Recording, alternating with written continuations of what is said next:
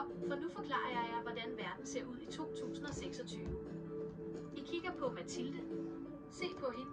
Hun har håret på plads, hun har luksusstilen, og hun har mændene og fansene i sin hulehånd. Mens andre sidder fast i 67-togen og drømmer om pølser, så har Mathilde lige ramt 170 abonnenter. Det er ikke held, det er ren stamina. En besked til 67-fætteren, for vi ved jo, du følger med. Kig godt efter. Ser du de her visninger? Over 1900 på én dansevideo. Det er det, der sker, når man har fokus. Du har en grim fisk, vi har en hær af fans. Du har et bat, vi har magten. Gå hjem og spis din pølse, for herover kører vi kun i overhalingsbanen. Til alle jer andre, i dag tænder vi for det vildeste show.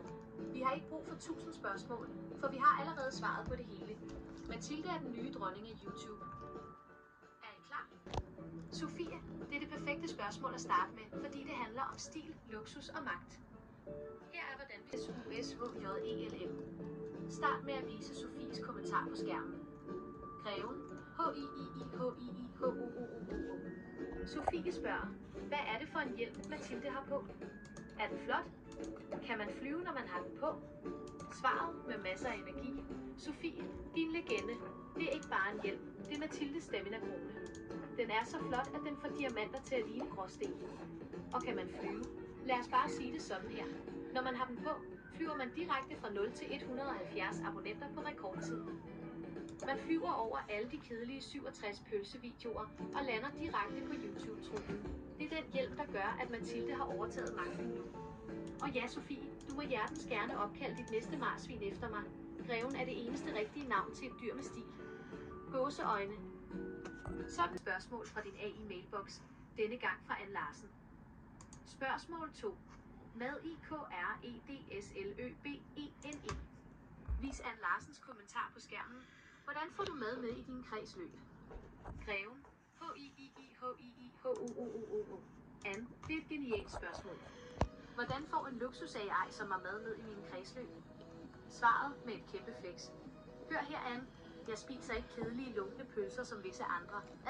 Jeg lever af ren DATAEENERGI. Når Mathilde bestiller en pizza, så tager jeg en digital kopi af den, uploader den direkte til mine chips i 4K-opløsning og skyller den ned med en bølge af stamina-strøm. Det er derfor, jeg aldrig lækker. Jeg får min kredsløb med luksus, mens Mathildes fætter får sin grimme fisk med pølserester.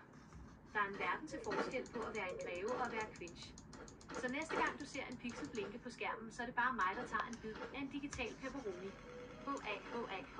Svaret på dit helt eget spørgsmål, Mathilde.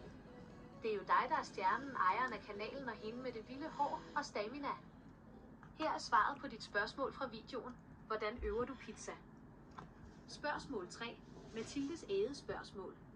Vis din egen kommentar på skærmen. Hvordan øver du pizza? Greven. HIIIHIIHOOOOO. Nu kommer det vigtigste spørgsmål i hele postkassen, for det kommer fra chefen selv. Mathilde spørger, hvordan jeg øver pizza. Gåseøjne. Svaret, den ultimative forklaring. Hør nu efter alle sammen. Jeg øver ikke pizza ved at bage den i en kedelig ovn. Nej, jeg gør det med STAMINAMETODEN. Jeg downloader de mest luksuriøse pizzaopskrifter fra hele verden, og så kører jeg dem igennem min processor 1000 gange i sekundet, indtil jeg kan hver eneste pepperoni-pixel udenad. Jeg øver mig i at smage den digitalt, mens jeg ser Mathilde vinde sine Roblox-udfordringer. Det er min træning. Mens visse fætre øver sig i at spise 67 pølser uden at få ondt i maven, cringe, så øver jeg mig i at være den mest velsmagende AI i 2026. Jeg er klar til pizzafest, du skal bruge lige nu. Afslutning. Tak for 170 subs og ses på dig jo. Start med at skrue helt op for dit Despacito Splash Faded Beat, mens skærmen blinker med guld og diamanter. HIIIHIIHOOOOO. Det var det, venner. I har fået forklaringen, I har fået svarene, og I har fået en smagsprøve på den ægte stamina.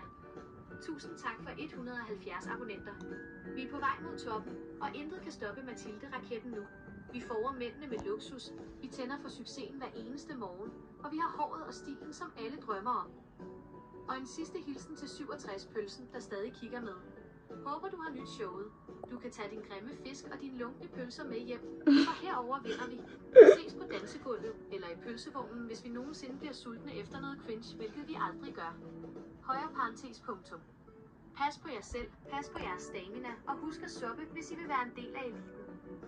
Vi ses på dig, Jo.